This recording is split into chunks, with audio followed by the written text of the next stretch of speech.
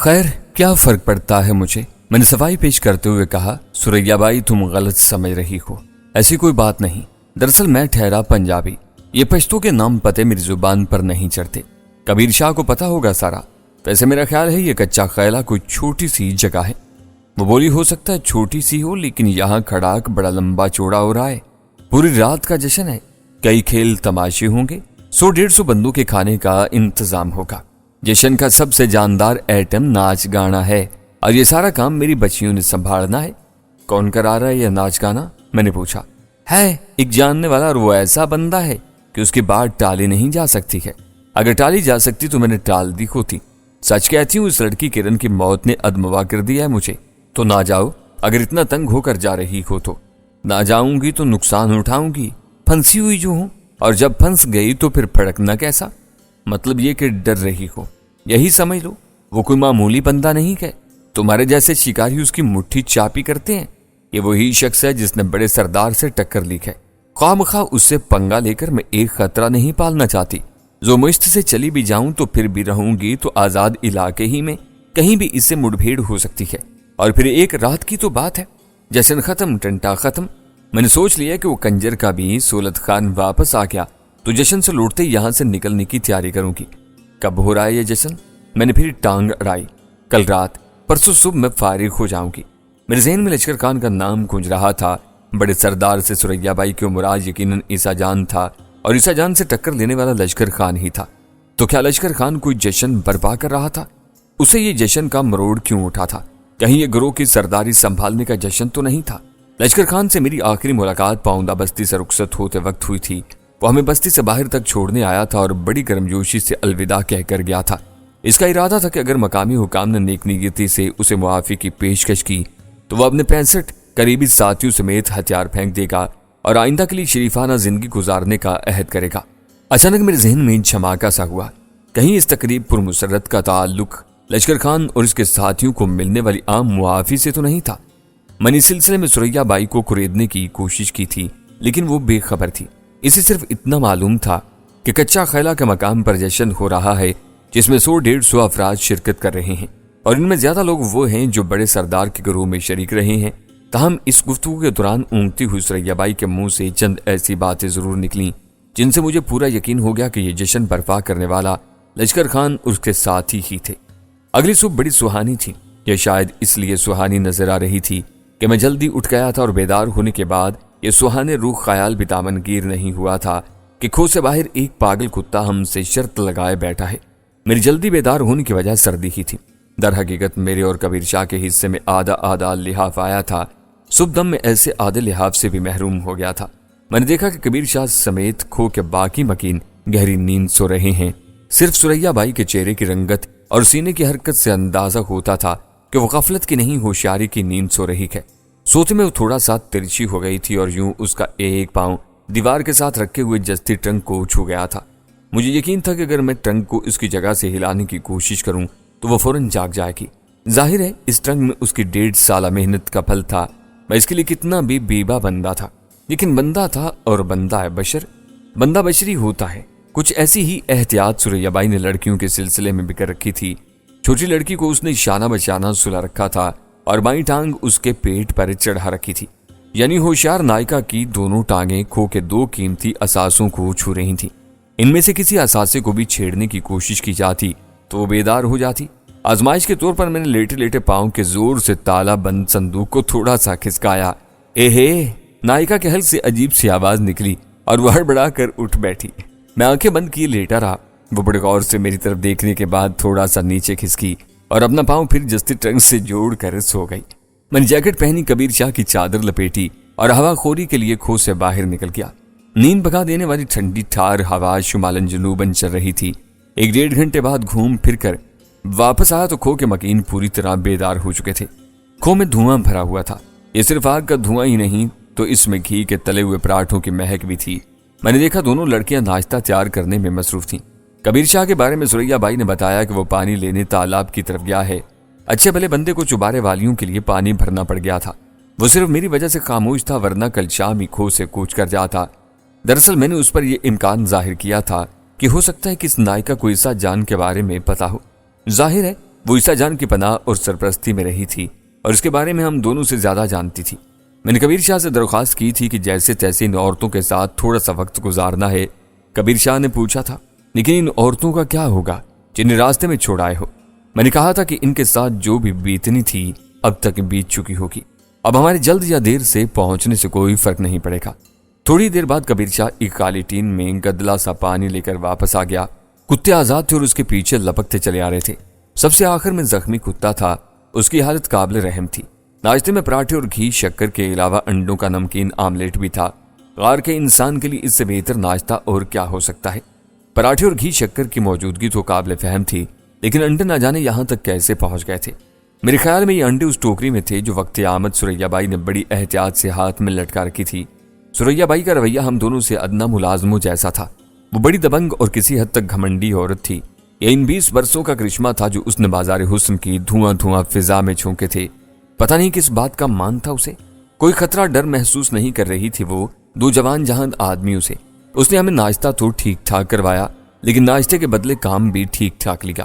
جو ہی دھوپ ذرا چمکی اس نے 2 خالی ٹین ہمارے ہاتھوں میں تھما دیے اور تالاب سے پانی لانے کو کہا۔ کبیر شاہ بڑی مشکل سے یہ توہین برداشت کر رہا تھا۔ ایک موقع پر تو مجھے لگا کہ وہ سریا بائی پر پھٹ ہی پڑے گا۔ میں نے بائی کی آنکھ بچا کر اس کے سامنے ہاتھ جوڑے اور سمجھایا کہ وہ بنا بنایا کام خراب نہ کرے۔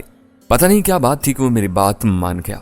خالی ٹینوں میں نائلون کی رسی پرو کر انہیں بالٹی کی شکل دی گئی تھی۔ ہم پانی بھر کر ٹین اٹھاتے تھے تو رسی انگلیوں میں دھنسنے لگتی تھی۔ جب ہم گڑھے کا تیسرا پھیرا لگا کر آئے تو کھو کے ایک حصے میں چادر تان کر اسے باقی کھو سے علیحدہ کیا جا چکا تھا۔ ان میں سے کوئی حرامزادی بچہ تو نہیں جننے والی؟ کبیر شاہ نے جلے بھنے لہجے میں پوچھا۔ کل شام تک تو کسی کا پاؤں بھاری نہیں تھا۔ یہ پردہ داری دراصل نہانے دھونے کے لیے کی گئی تھی۔ سریا بائی نے مجھے حکم دیا کہ میں چولہے کے لیے ایندھن ڈھونڈ کر لاؤں۔ کبیر شاہ کو آرڈر ہوا کہ وہ کتوں کو کھو سے باہر کسی محفوظ جگہ باندھ کر آئے، کیونکہ ان کی موجودگی میں بچیاں مسلسل خوف کھا رہی ہیں۔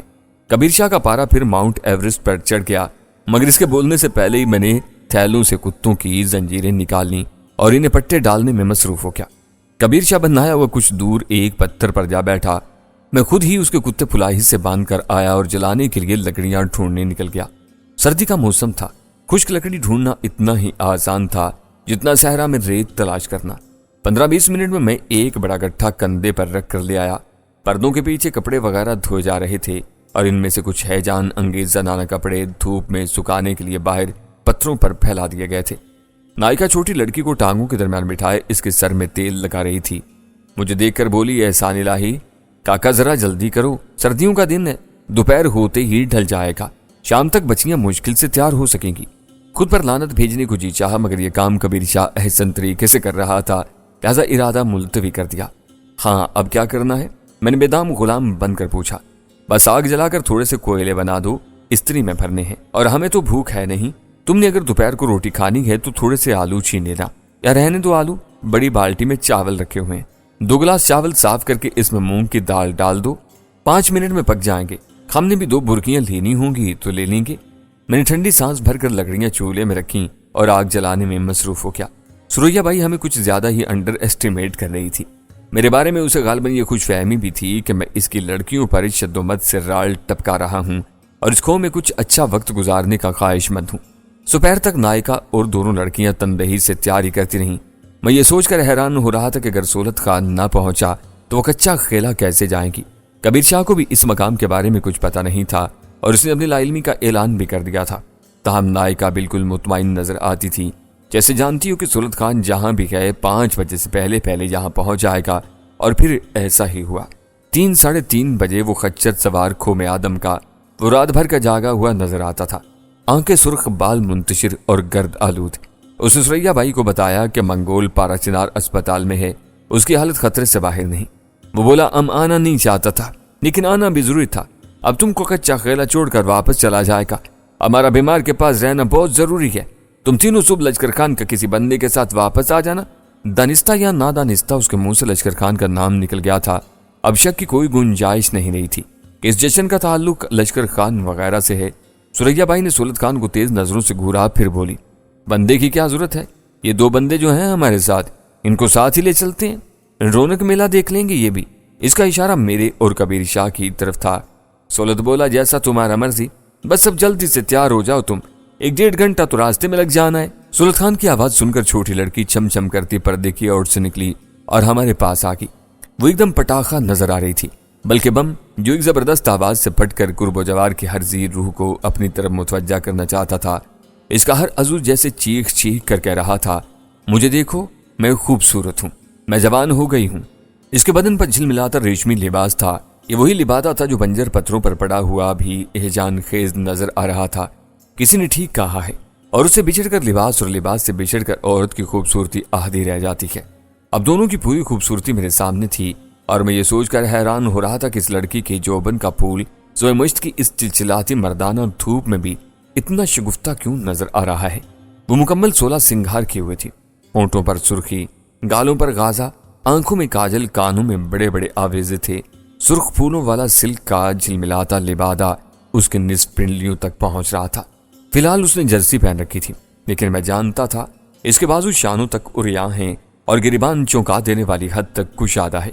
वो सरतापा खुशबू में बसी हुई थी और नाखनों पर नेल पॉलिश लगाकर अपने मेकअप को आखिरी टच दे रही थी। इसके पीछे ही मुझे दूसरी लड़की भी बरामद होती नजर आई। वो भी करीबन तैयार ही थी। इसमें छोटी जैसी बात तो नहीं थी, लेकिन जरूरी असले से वो भी लैस थी। मैंने एक बात खास तौर पर नोट की, छोटी लड़की तराना बिल्कुल हशाश बशाश थी और किसी तरह का बोझ उसके जहन पर महसूस नहीं होता था, जबकि नायिका और बड़ी लड़की अनलीब की कैफियत बरअक्स थी। इनके तासुरात से आया था कि वो इस तकरीब में बअमर मजबूरी शिरकत कर रही हैं। कल रात मेरे साथ गुफ्तगू करते हुए नायिका की आवाज बड़ी धीमी थी और वो बार बार करीब सोई हुई तराना को देख लेती थी। मैंने क्याफा लगाया था कि जहां दीदा नायिका ने छोटी लड़की को परेशानी से बचाने के लिए इर्द गिर्द के हालात से बेखबर रखा हुआ है और ऐन मुमकिन है कि उसे किरण की नागाहानी मौत के मुतल्लिक भी न बताया गया हो। नायिका सुरैया बाई ने सुलत खान से मशवरा करने के बाद मुझसे पूछा, क्यों भाई काका एहसान, जाओगे हमारे साथ? मैंने कहा, जाने में क्या हर्ज है, मगर हम तो बिन बुलाए मेहमान होंगे। वो बोली, कोई बिन बुलाया नहीं होता, दाने दाने पर मोहर होती है। और फिर तुम कौन सा सरकारी सर्वे पर निकले हुए हो? खरगोशों के पीछे ही खज्जल हो रहे हो ना, तफरी पर निकले हुए हो, तफरी वहां भी हो जाएगी। बस इतना है, तुम साथ होगे तो हमें वापसी में आसानी रहेगी। अंधा क्या चाहे दो आंखें, जाना तो हमें था ही, लेकिन मैंने इश्तियाक जाहिर नहीं किया और नीम दिली के साथ जाने की हामी भर ली। खो ऐसे सुनसान मकाम पर थी कि किसी के इस तरफ आने का इम्कान न होने के बराबर था। कोई आता भी तो इस डरावनी तारीकी में घुसने का हौसला न कर पाता। फिर भी हिफ्ज़े मा तकद्दुम के तहत सुरैया बाई ने जस्टिस संदूक में से ज्यादा कीमती चीजें निकालकर एक बड़े मोमी कागज में लपेटी और फिर इन्हें एक थैले में डालकर खो से बाहर किसी मकाम पर छुपाई। यकीनी बात थी कि इन अशिया में नकदी और जेवरात वगैरह शामिल होंगे।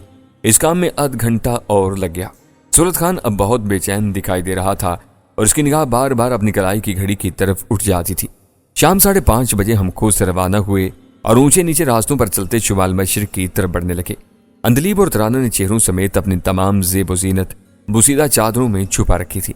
कम अज कम इस वक्त वो मुकम्मल शरीफ पर्दे में थीं। वो दोनों खच्चर पर सवार थीं और सुलत खान लगाम थामे आगे आगे चल रहा था। खच्चर के अक में सुरैया बाई अपने भारी कोहले मटकाती चली आ रही थी। इसके अक में मैं और कबीर शाह थे। शिकारी कुत्ते हमारे दाएं बाएं दौड़ते और गुर्राते चले आ रहे थे। सूर्य गरूब हुए तकरीबन 1 घंटा गुजर चुका था जब हम एक तंग दर्रा नुमा रास्ते से गुजरकर कच्चे पत्थर की बड़ी बड़ी चट्टानों में आ गए। यहाँ मेहमानी के पौधे बड़ी कसरत से थे। झाड़ झंकाड़ भी हर सिम्मत नजर आ रहा था। सुलत खान के कदमों में एक खास किस्म की तेजी आ चुकी थी, जिससे मुझे अंदाजा हुआ कि हम मंजिल पर पहुंचने वाले हैं, लेकिन मंजिल के आसार कहीं दिखाई नहीं दे रहे थे। कच्चा खेला के नाम से तो हमने यही अंदाजा लगाया था कि ये कोई छोटी मोटी बस्ती होगी, मगर यहाँ हर तरफ खूह का आलम था। 1-1.5 फरलांग आगे जाकर मुझे दरख्तों के अकब से रोशनी उमड़ती नजर आई। ये रोशनी बराह रास्त दिखाई नहीं देती थी, सिर्फ आसमान पर सुर्खी सी फैली हुई थी, जिससे यह अंदाजा होता था कि टीलों के अकब में कोई बड़ा अलाव भड़क रहा है या बहुत सी मशलें जल रही हैं। हम एक पुरपेच रास्ते पर सफर करते हुए आगे बढ़ते रहे और फिर इंसानी आवाजें हमारे कानों में पड़ने लगीं। किसी जगह बहुत से लोग जमा थे। कभी कोई शख्स बुलंद आवाज से बोलता था तो हवा के दोष पर तैर कर यह आवाज दूर तक पहुंचती थी और फिर अचानक दरख्तों से निकलकर 2 अफराद हमारे सामने आ गए। इन्हें देखते ही मैं पहचान गया, वो लश्कर खान और जुमा खान के साथियों में से थे। कबीर शाह की गर्म चादर अभी तक मेरे जिस्म पर थी। मैंने बुक्कल मारने के अंदाज में मुंह सर लपेट रखा था। लश्कर खान के आदमियों को देखकर मैंने चेहरा मजीद ढांप लिया। सुलत खान और नायिका को पहचान कर मुसल्ला अफराद ने फौरन रास्ता छोड़ दिया। हम आगे बढ़ गए। 150 गज आगे एक बार फिर हमें रोका गया। आखिर हम टीलों के दरमियान घिरी हुई एक मुसत्ता जगह पर पहुंच गए। یہاں جنگل میں منگل کا منظر تھا۔ قریباً 200 مچھلیں ایک بہت بڑے دائرے کی شکل میں روشن تھیں۔ اسی دائرے کے مرکز میں 3 بڑے الاؤ بھڑک رہے تھے۔ قریب ہی 6 بڑی دیگیں ایک قطار کی صورت میں رکھی ہوئی تھیں اور ان کے نیچے بھی آگ جل رہی تھی۔ فضا میں بھنے ہوئے گوشت کی مہک پھیل رہی تھی۔ مچھلوں کے دائرے میں ایک رخنا سا تھا۔ یہ رخنا ایک قدرتی سرنگ کا دھانا تھا۔ سرنگ کی چھت کافی بلند تھی اور وہاں بھی لوگ گھوم پھر رہے تھے۔ تھانے سے باہر ہموار زمین پر 2 بڑی بڑی دریاں بچھی تھیں اور ان پر گاؤ تکیے رکھے ہوئے تھے۔ یہ اس محفل کا اسٹیج تھا۔ اسٹیج پر کلف دار پگڑیوں اور اجلے لباسوں والے 3 افراد کھڑے تھے اور مختلف ساز بجا بجا کر کوئی پشتو گیت گا رہے تھے۔ ان کے ارد گرد 25-30 افراد بیٹھے تھے۔ وہ بڑی محویت سے گیت سن رہے تھے اور واہ واہ بھی کر رہے تھے۔ ہم مچھلوں کے دائرے میں پہنچے تو 2 افراد نے سریا بائی کو پہچان کر گرم جوشی سے ہمارا استقبال کیا۔ دونوں لڑکیاں اب خچر سے اتر آئی تھیں۔ حاضرین مڑ مڑ کر انہیں دیکھ رہے تھے اور چہمگوئیاں کر رہے تھے۔ سولت خان نے خچر کو لے جا کر ایک طرف تاریکی میں مانی کے پیڑ سے باندھ دیا۔ پھر وہ کبیر شاہ سے بولا کہ وہ بھی کتوں کو کہیں باندھ دے۔ کبیر شاہ کو کتوں سے جدا ہونا بالکل پسند نہیں تھا، لیکن مجبوری تھی۔ ہم نے کتوں کے منہ پر جالیاں چڑھا کر انہیں کچھ فاصلے پر ایک درخت سے باندھ دیا۔ ارد گرد موجود افراد جتنی دلچسپی لڑکیوں میں ظاہر کر رہے تھے اتنی ہی کتوں میں بھی ظاہر کر رہے تھے۔ ان تماشائیوں میں نے جبار خان کو بھی دیکھا۔ اس کے بغل میں بے ساکھی تھی۔ یہ شخص میرے ہی ہاتھوں زخمی ہوا تھا۔ بہرحال وہ مجھے کبیر شاہ کے عقب میں دیکھ نہیں سکا۔ ہمارے استقبال کرنے والے دونوں افراد ہمیں لے کر ایک خیمے میں آ گئے۔ یہ خیمہ چند دوسرے خیموں کے ساتھ سرنگ نما غار کے قریب ہی لگایا گیا تھا۔ خیمے میں دری بچھی ہوئی تھی، انگیٹھی دہک رہی تھی اور ایک طرف گانے بجانے کے چند آلات پڑے تھے۔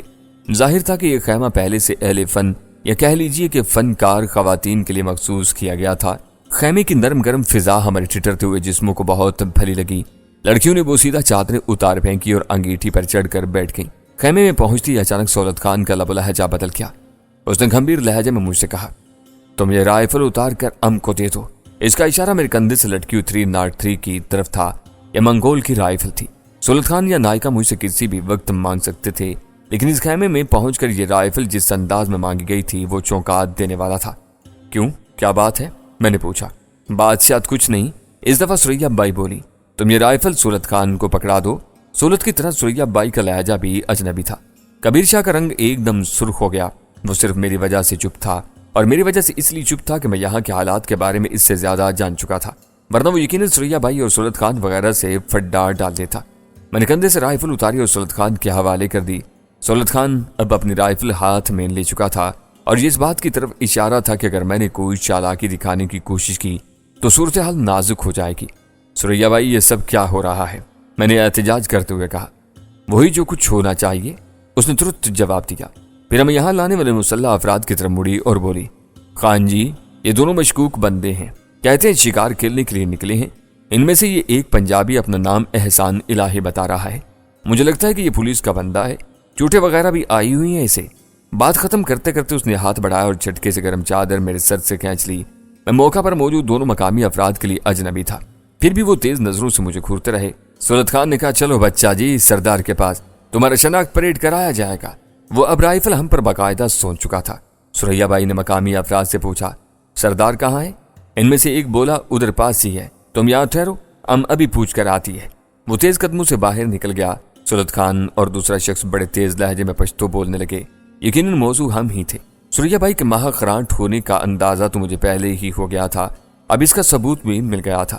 سریا بائی کے علاوہ اب بڑی لڑکی بھی ہمیں خوشمگین نظروں سے گھور رہی تھی۔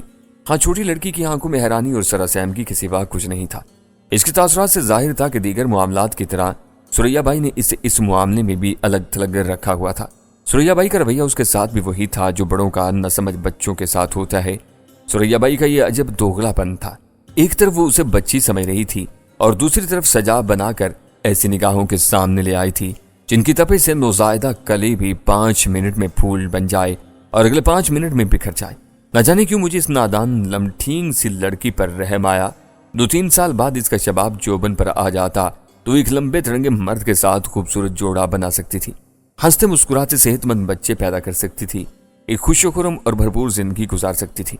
لیکن یہ خرانٹ سریا بائی اسے ان خونخوار پہاڑوں میں لے آئی تھی جہاں عیسیٰ جان جیسے وحشی بستے تھے، جن کے بستر حوث پر مسلی جانے والی عورت خود اپنے لیے ناقابل شناخت ہو جاتی تھی۔ میں ایک بار پھر یہ سوچ کر حیران ہونے لگا کہ عیسیٰ جان کے زیر سایہ رہنے کے باوجود یہ لڑکی ابھی تک ترو تازہ اور زندگی سے بھرپور کیوں نظر آتی ہے؟ خیمے سے باہر جانے والا شخص 2-3 منٹ ہی میں واپس آ گیا۔ اس نے سولت خان سے جو پشتو ماری، اس سے یہ بات ظاہر ہوئی کہ ہمیں سردار کے پاس لے جایا جا رہا ہے۔